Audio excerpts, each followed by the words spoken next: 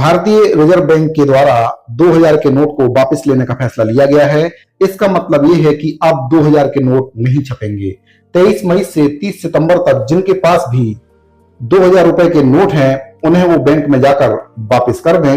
ये फैसला आरबीआई ने क्लीन नोट पॉलिसी के तहत लिया है और अब 2000 के नोट नहीं छापे जाएंगे।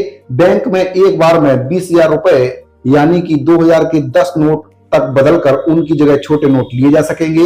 सभी बैंकों में 2000 रुपए के नोट बदलने के लिए स्पेशल विंडो की सुविधा मिलेगी।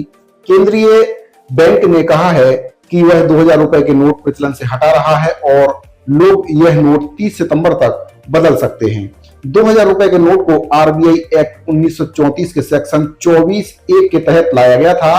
पुराने 500 और 1000 के नोटों के बंद होने के बाद करेंसी रिक्वायरमेंट के चलते इन नोटों को लाया गया था। 2000 रुपए को लाने का उद्देश्य दूसरे नोट पर्याप्त मात्रा में बाजार में आने के बाद खत्म हो गया था। इसलिए 2000 रुपए के नोट की प्रिंटिंग 2018-19 में बंद कर दी गई थी।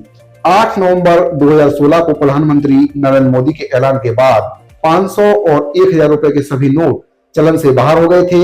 इन करेंसियों की जगह पर रिजर्व बैंक ने 500 और 2000 रुपए के नए नोट जारी किए थे।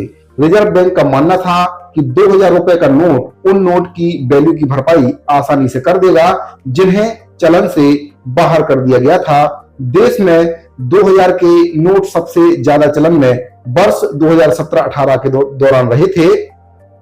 दरअसल आरबीआई की जो वार्षिक रिपोर्ट सामने आई थी उसमें बताया गया था कि वित्त वर्ष 2021-22 में 2000 रुपए का एक भी नोट नहीं छापा गया है, यानी कि सर्कुलेशन तो पहले से ही कम कर दिया गया था।